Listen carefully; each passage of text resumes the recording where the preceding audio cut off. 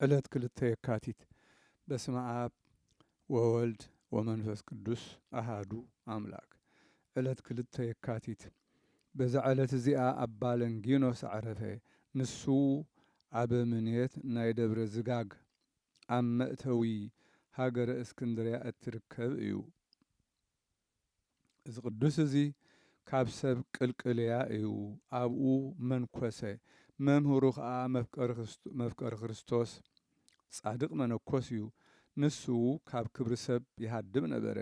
በቲ ግዜቲ ናይ ደብሮም ኣቦ አበምኔት ዓረፈ። ነዚ ሽማግለ መምህሩ ንኣባ ሉክያኖስ ከዓ አበምኔት ክሾምዎ ደለዩ።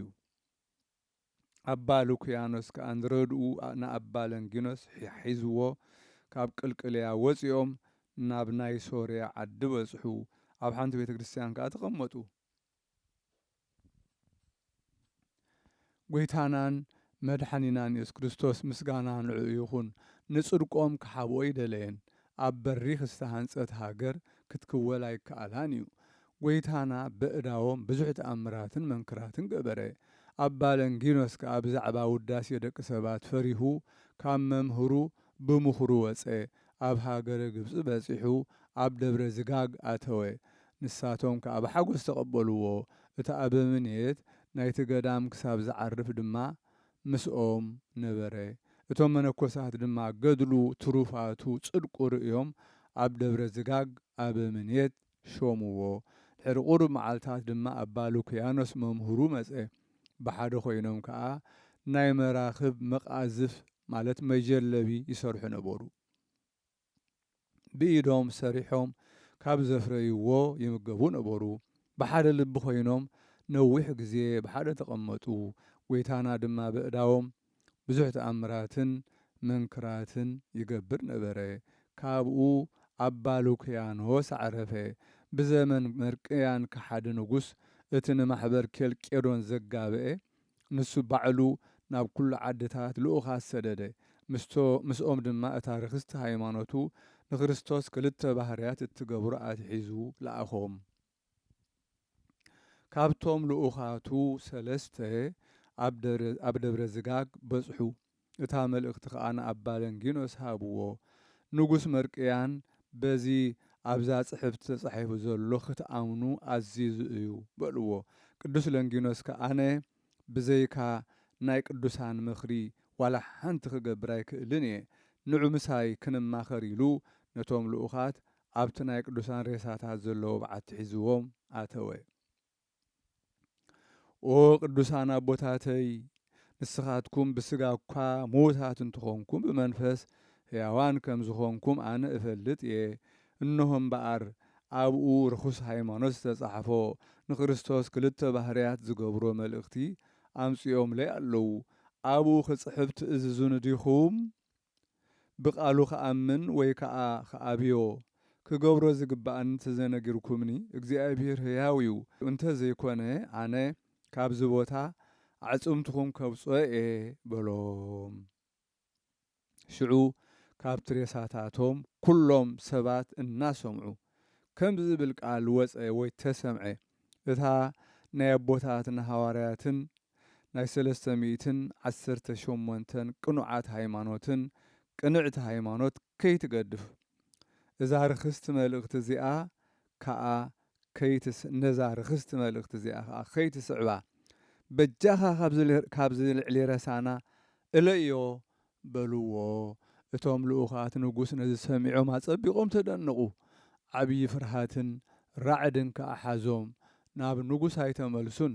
እንታይ ደኣ ፀጉሪ ርእሶም ላጽዮም ኣልባስ ምንኩስና ለቢሶም ኣብቲ ገዳም ብዙሕ ዓመታት ተቐመጡ።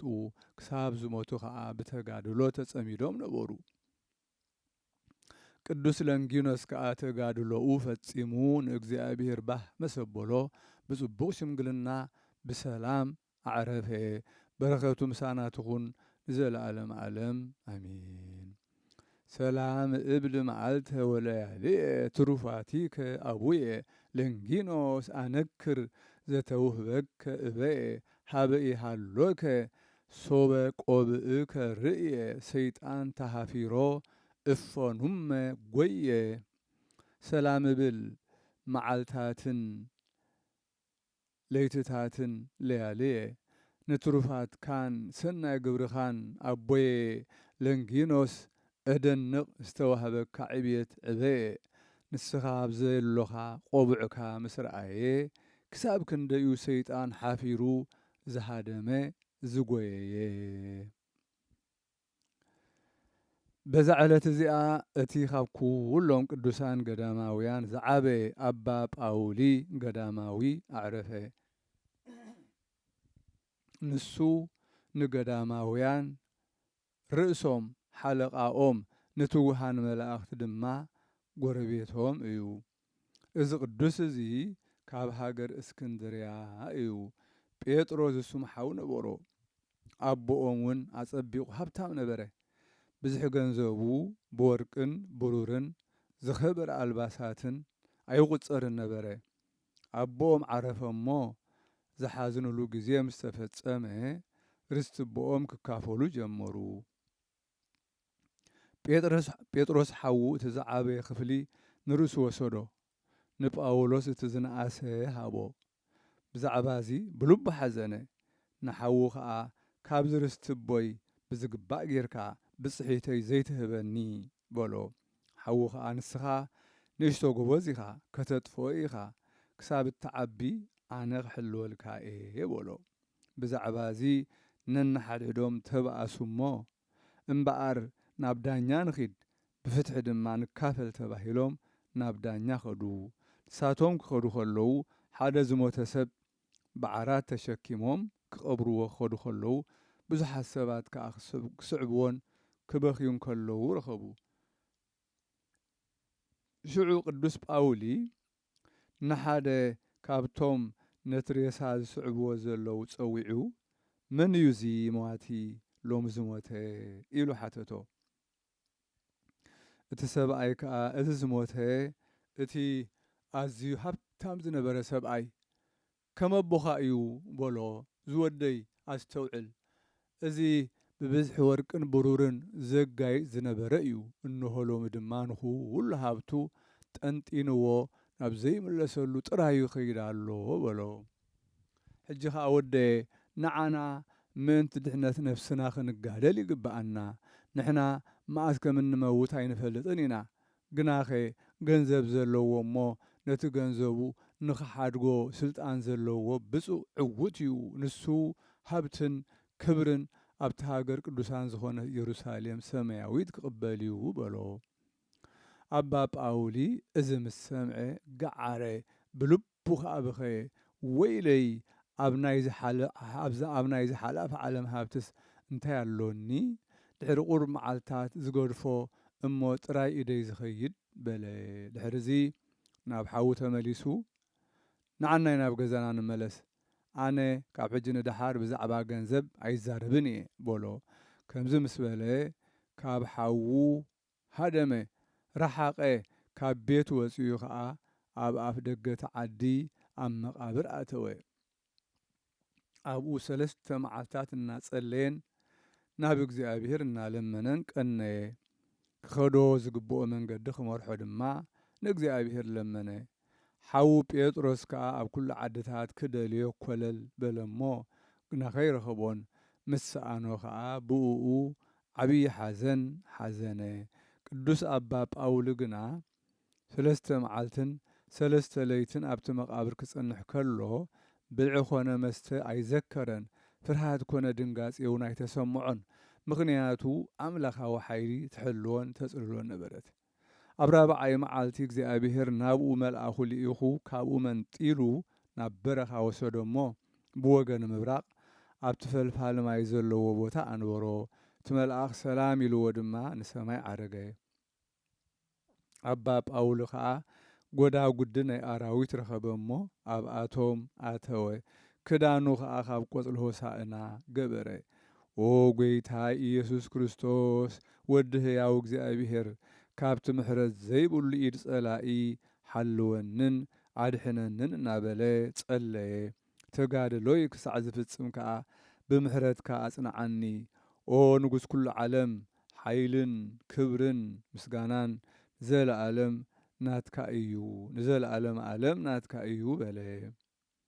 ኣብታ በዓቲ እቲኣ 80 ዓመት ተቐመጠ። ሰብ ዝበሃል ፈጺሙ ርእዩ ኣይፈልጥን። ልብሱ ካብ ቆጽሊ ሆሳእና ነበረ። ጎይታ ከዓ ምሸት ምሸት ሓደ ኳኽ ንብፁዕ ጳውሊ መግቡ ፍርቂ እንጌራ ኣትሒዙ ይልእከሉ ነበረ። እግዚኣብሔር ቅድስናኡን ጽድቁን ክገልጸሉ ምስ ደለየ ናብ ዓብዪ ኣቦ ኣባ እንጦንዮስ መልኣኹ ለኣኸ።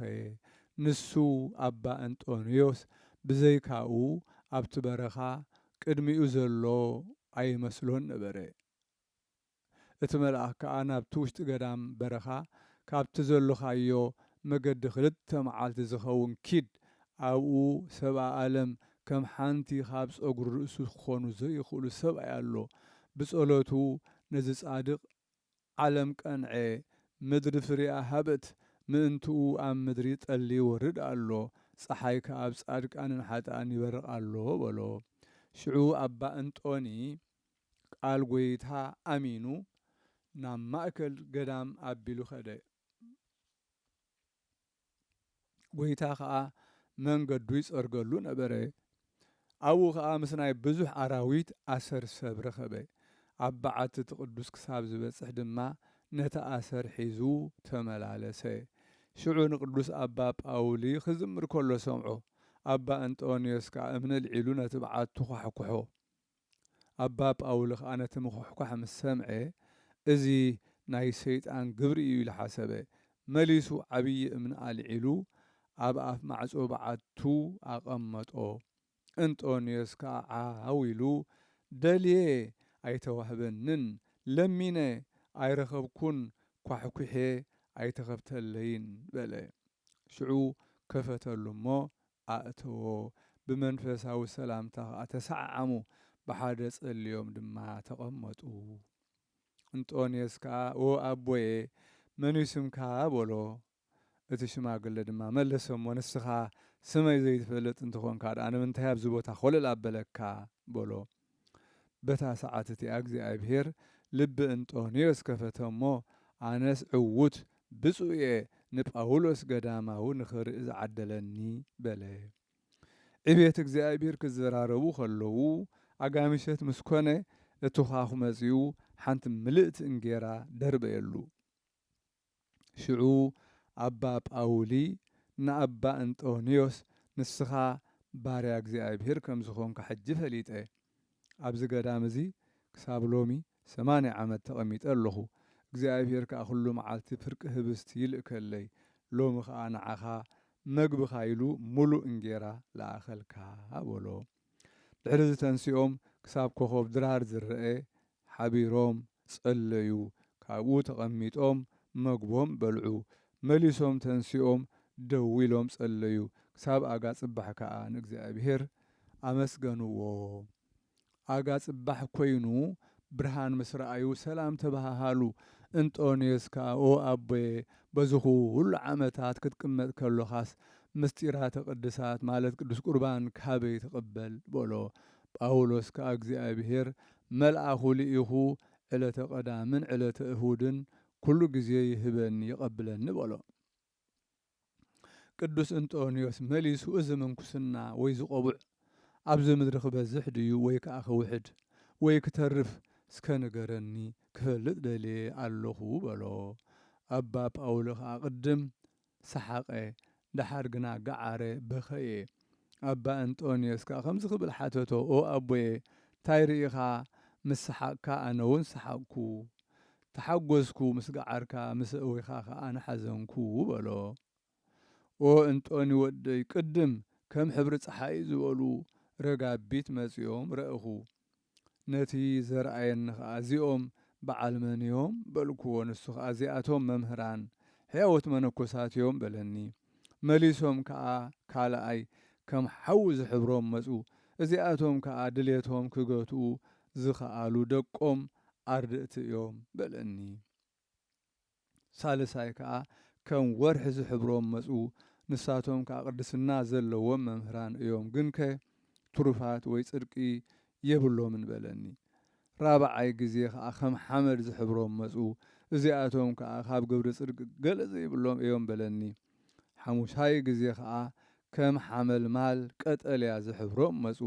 ንሳቶም ከዓ ነብሶም ንስጋዊ ጠቕሚ ዝሸጡ ዓለም ዝውሓጦም እዮም በለኒ በሎ።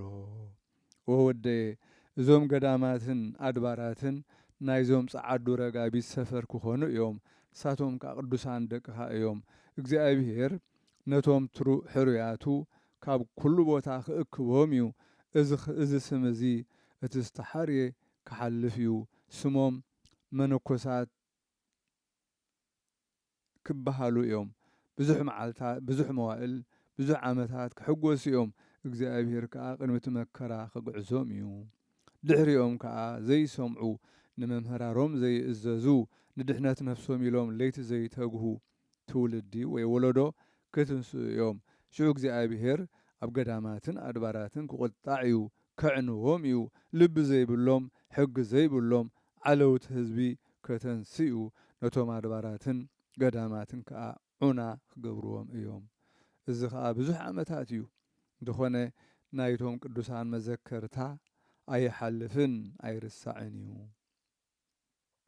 እግዚኣብሔር ከዓ ኣብ ልቢ ካልኦት ሰባት ርህራሄ ከእቱ እዩ። ናብ ገዳማትን ኣድባራትን ከይዶም ከዓ ሓደ ግዜን ካልኣይ ግዜን ከነብሩ እዮም። ሰይጣን ከዓ ኣብቲ ኣድባራት ከይዱ ኣብ ማእከሎም ባእሲ ከልዕል እዩ። ቆቡዖም ገዲፎም ናብ ዓለም ክኣትዉ እዮም። ንሳቶም ጥብኣትን ፍቕሪ እግዚኣብሔርን የብሎምን፣ ኣይረኸቡን። በታ ምንኩስናኦም ኣይጸንዑን፣ ኣይተዓገሱን። እቲ ጽሑፍ ብትዕግስትኹም ንነፍስኹም ከተጥርይዋ ኢኹም እዩ ዝበለ። እንጦንዮስ ከዓ ዝዓለት እዚኣ ገጽካ ክርኢ ዘብቅዓኒ ብርኽቲ እያ። ነዚ ዓብዪ ጸጋ ክረክብ ብቑዕ ዝገበረኒ ስም እግዚኣብሔር ይኽበር ይመስገን በለ። ብፁዕ ኣባ ጳውሊ ከዓ ከምዚ በሎ፣ ሕጂ ተንስእ እሞ ቀልጢፍካ ናብ ሰፈርካ ኺድ። ቆስጠንጢኖስ ንኣትናቴዎስ ሊቀ ጳጳሳት ዝሃቦ ልብሲ ኣትናቴዎስ ከዓ ንዓኻ ዘልበሰካ ብኡ ጌርካ ስጋይ ክትገንዝ ምሳኻ ሒዝካዮ ምጻእ በሎ። እንጦንዮስ ከዓ በቲ ዝበሎ ዘረባ ተደነቐ። ከምኡውን ብዛዕባ እቲ ሊቀ ጳጳሳት ዝበሎ በቲ ዝተነበየ ትንቢታቱ ብኩሉ ኣመነ። ደጊሙ ከዓ ቀልጢፍካ ኺድ ደዋይ ትበል፣ እቲ ንኹሉ ሰብ ዝተሰርዐ ግዜ ዕረፍተይ ቀሪቡ እዩ በሎ። ኣባ እንጦንዮስ ከዓ ሰሚዑ ኣዝዩ ሰንበደ። ብኸየ እውን ካብኡ ወፂኡ ድማ 2 መዓልትን 2 ለይትን ኣብ ሰፈሩ ክሳብ ዝበጽሕ ተጓዕዘ። ነታ ዝበሎ ልብሲ ሒዙ ከዓ ተመልሰ። ኣብ መንገዲ ከሎ ከዓ ንኣባ ቡላ ረኣዮ። ከምኡውን ንኹሎም ማሕበረ መላእኽቲ ኣብ ኣየር ንእግዚኣብሔር ምስጋና ይኹን ኢሎም እናዘመሩ ረኣዮም። ደጊሞም እውን ኦ ናይ እግዚኣብሔር ሕሩይ ብፁዕ ጳውሊ፣ ናይ እግዚኣብሔር ሰብ ሰላም ንዓኻ፣ መላእኽቲ ምሳኻ ይሕጐሱ፣ ንስኻ ኣብ መንግሥተ ሰማያት ክትሕጐስ ኢኻ። ንጸልማት ሓሊፍካዮ ናብ ሃገረ ብርሃን ክወስዱኻ እዮም። ንሓዘን ገዲፍካዮ ናብ ዘለዓለማዊ ሓጐስ ክወስዱኻ እዮም። ንስኻ ብትውልድኻ ብፁዕ ዕዉት ኮንካ ኣለኻ። ንስኻ ጳውሎስ ገዳማዊ ይብሉ ነበሩ። እዚ ምስጋና እዚ ክብሉ ከለዉ ተሰወሩ። ኣባ እንጦኒ ድማ እዚኣ ነብሲ ኣቦይ ጳውሎስ እያ፣ መላእኽቲ ናብ ሰማያት ይዕርግዋ ኣለዉ በለ። ድሕሪዚ ኣባ እንጦኒ ናብቲ በዓቲ ምስ ኣተወ ንኣባ ጳውሊ በብራኹ ሰጊዱ ገጹን ኣእዳውን ብኣምሳል ትምህርተ መስቀል ተዘርጊሑ ረኸቦ። ከም ጥዑይ ገይሩ ድማ ኣልዓሎ፣ ከደኖ እሞ ኣብ ልዕሊኡ በኸየ። ኦ ኣቦየ ኣብቲ ዝሓደርካዮ ቦታ ንዓይ እውን ዘክረንን ኣበለ በኸየ። ተንስኡ ከዓ በታ ዘምጽኣ ልብሲ ገነዞ። መጽሓፍ ኣብ ኣልዒሉ ድማ ናይ ቤተ ክርስቲያን ቀኖና ኣብ ልዕሊኡ ፈጸመ። 3 ግዜ ጸለየሉ። ከምኡውን 4 ወንጌላት ኣንበበ። እቲ ካብ ጸጉሪ በቀልት ጸጉሪ ሆሳእና ዝተሰርሐ ክዳኑ ድማ ኣልዓሎ። ብዛዕባ ምቕባሩ ድማ ምስኡ መኹዓቲ ነበሮን። እንታይ ደኣ ክገብር እየ ኢሉ ሓሰበ። 2 ኣናብስ መጺኦም ናብ ስጋ ቅዱስ ጳውሊ ሰገዱ። ድንን ኢሎም ሰላም በልዎ። ቅዱስ ጳንጦኒ ከዓ ነቶም ኣናብስ ምስ ረኣዮም ሰንበደ፣ ፈርሀ ድማ። ንሳቶም ከዓ ከም ዝሓትዎ ኣራእሶም ናብ እንጦንዮስ ኣድነኑ ኣቐዲሞም ከም ዝፈልጥዎ ድማ እግሩ ክልሕሱ ጀመሩ። ኣበይ ኢና ጉድጓድ ንፍሕር ከም ዝብልዎ ድማ ኣመልከቱሉ። ኣባ እንጦንዮስ ከዓ ኣመለኻኽቶኦም ፈለጠ እሞ ክንዲ ተዓቐኑ ትኸውን ለክዓሎም ሓደ ብትርኣስ ሓደ ከዓ ብትርጋፅ ኮይኖም ድማ 4 እመት ዝኸውን ኳዕቱ እንጦኒ ከዓ ይኣኽለኩም ኢሉ ኣመልከተሎም። ንሳቶም ከዓ ካብቲ መቓብር ወፁ። ናብ ኣባ እንጦንዮስ ሰጊዶም ድማ ባርኸና ከም ዝብልዎ ኾኑ። ንሱ ከዓ ባረኾም እሞ ካብኡ ከዱ። ቅዱስ ኣባ እንጦኒ ድማ ስጋ ቅዱስ ጳውሊ ገዳማዊ ቀበረ። ድሕሪዚ እቲ ናይ ጳውሊ መጎናጸፊያኡን መንጸፉን እቲ ካብ ሆሳእና ዝተሰርሐ ክዳኑን ወሰዶ። ከምቲ ውላድ ንብረት ኣቡኡ ዝወርስ ወረሶ። ኣብቲ መቓብር ቅዱስ ጳውሊ ምልክት ገይሩሉ ድማ ናብ ሃገር እስክንድርያ ናብ ኣባ ኣትናቴዎስ ሊቀ ጳጳሳት ክሳብ ዝበጽሕ ከደ። ኣብኡ ምስ በጽሐ ከዓ ናይ ኣባ ጳውሊ ዝኾነ ኩሉ ነገር ኣዘንተወሉ። እቲ ሊቀ ጳጳሳት ከዓ እቲ ዜንኡ ምስ ሰምዐ ዓብዪ ሓጎስ ተሓጐሰ። ናይ ብፁዕ ጳውሊ ክዳን ልብሲ ተቐቢሉ ድማ ምስኡ ኣቐመጦ። ኣብ ዓመት 3 ግዜ ይለብሶ ነበረ። ብቅድስቲ በዓለ ጥምቀት፣ ብበዓል ትንሣኤን ብበዓል ዕርገት ዓብይን። እዚ ሊቀ ጳጳሳት ምስ ኣባ እንጦንዮስ ካህናትን ዲያቆናትን ብርቱዓት ሰብኡትን ምስ ዓረብያታት ማለት ሰረገላታት ለኣኸ። ምክንያቱ ናይ ኣባ ጳውሊ ስጋ ሬሳ ጾይሮም ንኸምጽዎ ኢሉ እዩ። ኣብቲ በረኻ ከዓ ብዙሕ መዓልታት ንኽረኽብዎ ኮለል በሉ። ግን ንመቓብሩ ኣይረኸብዎን፣ ምክንያቱ ካብኦም ተሰዊሩ ነበረ። ኣባ ጳውሊ ከዓ ንኣትናቴዎስ ሊቀ ጳጳሳት ተገሊጹ ነቶም ተላኢኾም ዘለዉ ሰባት ክምለሱ ሰብ ለኣኸሎም ኣይድከሙ በሎ። ምክንያቱ እግዚኣብሔር ማንም ሰብ ክርእየኒ ኣይፈቐደን ክሳብ ምግላጽ ጐይታና ኢየሱስ ክርስቶስ በሎ እሞ እቲ ሊቀ ጳጳሳት ከዓ ሰብ ልኢኹ ነቶም ተላኢኾም ዝነበሩ ሰባት መለሶም።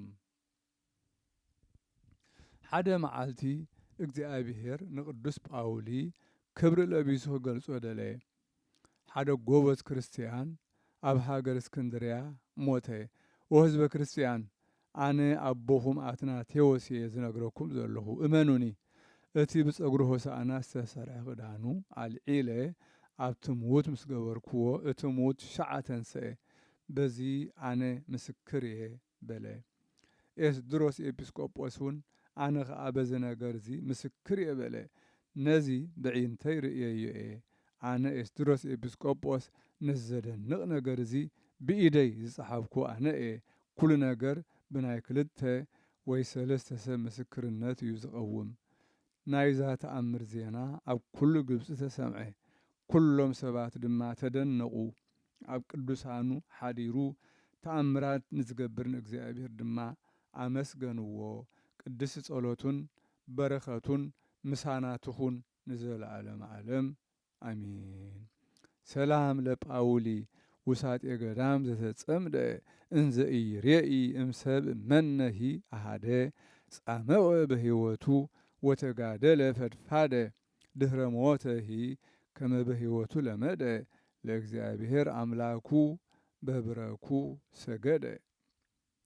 ሰላም ንጳውሊ ኣብ ማእከል በረኻ ዝተጸምደ ካብ ሰባት ከይረኣየ እኳ ዋላ ሓደ ብዙሕ ደኸመ ተጋደለ እውን ኣጸቢቑ ፈድፋደ ምስ ሞተ ድማ ከምቲ ብሕይወቱ ዝለመደ ንእግዚአብሔር ኣምላኹ ብብርኩ ሰገደ።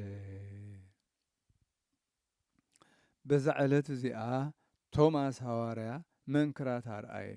ንሱ ጐይታና ክሰብኽ ናብ ዝኣዘዞ ምስ ወፀ ናብታ ዓዲ ክበጽሕ 2 ምዕራፍ ምስ ተረፎ ካብ መገዲ እልይ በለ። ዝሞተ መንእሰይ ምስ ወዙ ረአየ። ወጐይታይ ነዚ ሕማቕ ትርኢት እዚ ክርኢ ዶ ናብ ዝምጽእካኒ? ግናኸ ፍቓድካ ይኹን በለ። እዚ ምስ በለ ምእንቲ ትሙት ብዙሕ ጸለየ።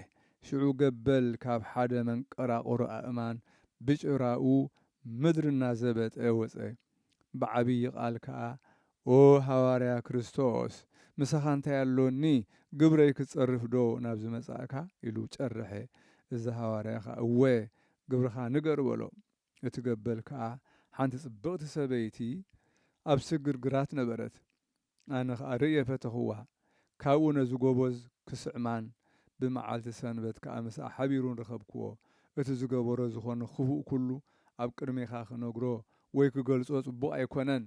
ንስኻ ናይ ክርስቶስ ተሳታፊ ከም ዝኾንካ እፈልጥ እየ። ብዛዕባ እዚ ከዓ ቀተልክዎ በሎ። እቲ ሰይጣን ኣብ ገበል ዝሓደረ ኩሉ ኣብ ልዕሊ ደቂ ሰብ ዝገብሮ ክፉእ ንሃዋርያ ነገሮ። እዚ ሃዋርያ ነቲ ገበል ሕንዙ ካብቲ ሰብኣይ ክወስዶ ብስም ኢየሱስ ክርስቶስ ኣውገዞ። ንሱ ከዓ ሕንዙ ወሰዶ። ሽዑ ተነፊሑ ተጨዲዱ ሞተ። እቲ ሞይቱ ዝነበረ ጎበዝ ድማ ተንስአ። ነጢሩ ከዓ ንሃዋርያ ቶማስ ኣብ እግሩ ሓቆፎ ሰገደሉ። ኣብዚ ቦታ ነቶም ኣህዛብ ኣእመኖም ቤተ ክርስቲያን ከዓ ሃነፀ። ካብኡ ዝሃዋርያ ምስቲ ካብ ሙታን ዘተንስኦ ጎበዝ ናብቲ ዓዲ ኣተወ። ምስቶም ኣህዛብ ኣብቲ ቦታ ክዛረብ ከሎ ሓደ ዒሉ ኣድጊ መጺኡ ኣብ ቅድሚ ዝሃዋርያ ቆመ። ኣፉ ኸፊቱ ድማ ኦ ንክርስቶስ ጽሙዱ ኣገልጋሊኡ ንልዑል ሃዋርያኡ ሕቡኣት እትፈልጥ ምስ ወዲ እግዚኣብሔር ከዓ ብኣገልግሎት ሕብረት ዘሎካ ንዓ ናብቲ ኣምላኽ ዝለኣኸካ ተመለስ ደይብ ኣብ ልዕለይ ተወጣሕ ናብቲ ዓዲ ክሳብ እትኣቱ ኣዕርፍ በለ። ሃዋርያ ቶማስ ከዓ ሰሚዑ ኣጸቢቑ ተደነቐ። ንእግዚኣብሔር ከዓ ኣመስገኖ። ነቲ ኣድጊ ከዓ ክንዲ ዝኸውን ምስጢራት እትዛረብሲ ካበየናይ ወገን ኢኻ በሎ። ንሱ ከዓ ኣነ ነቲ ንበለዓም ዝተገዝአ ካብ ወለዱኡ እየ። ካብኡ ጐይታኻን መምህርካን በቲ ትውልድቲ ኣብ ኣቦይ ተወጥሐ። ኣነ ከዓ ሕጂ ካብ ድኻም መገዲ ክዕርፈካ ናባኻ ተላእየ ከለኹ ስለዚ ኣባይ ተወጣሕ በሎ። እቲ ሃዋርያ ግና ምስ ቃል ኣበዮ። እቲ ኣድጊ ብዙሕ ምስ ለመኖ ግና ኣብኡ ተወጢሑ ክሳብ ኣብቲ ጓሓፍ ዝደፍእሉ ብዙሓት ህዝቢ እናሰዓብዎ በጽሐ። ካብኡ ወረደ እሞ ኪድ ኣብ ዝኸድካዮ ተሓሎ በሎ። በታ ግዜ እቲኣ ከዓ ወዲቑ ሞተ። እቶም ዝረኣዩ ከዓ ሰንበዱ። ነዚ ሃዋርያ ከዓ ኣሕውዮ በልዎ። ንሱ ከዓ ብሓይሊ ኣምላኸይ ከሕውዮ ምኽኣልኩ ግና ካብዝስ እዚ ዝረኺብዎ ዘሎ ሒሾ በሎ። ምድሪ ኩዒቶም ክቐብርዎ ኣዘዞም። ካብኡ ሰላም ኢልዎም ካብኣቶም ከደ። በረኸቱ ምሳና ትኹን ንዘለዓለም ዓለም ኣሚን። ሰላም ለቶማስ ዘኣርአየ ግእዞ ሃበ ሆረ ይስብክ ለእግዚአብሔር ትእዛዞ እስከ ለመዊት ኣብጽሖ እንተ ኣስከሮ ወአስኦዘዞ ለከይሲ ርጉም በስመ ኢየሱስ አውገዞ እምላኤለ ብእሲ ምውት ከመ ይንሣእ ህምዞ። ሰላም ንቶማስ ዘርአየ ግእዞ ተግባሩ ማለት እዩ። ኣብ ዝኸዶ ክሰብኽ ንእግዚኣብሔር ትእዛዞ ክሳብ ዝመውት ኣብጽሖ ንዘስከሮ ንዘፍዘዞ ንርጉም ከይሲ ብስም ኢየሱስ ኣውገዞ ካብ ዝሞተ ሰብኣይ ከም ዝወስድ ሕንዞ ሕንዙ ሕንዞ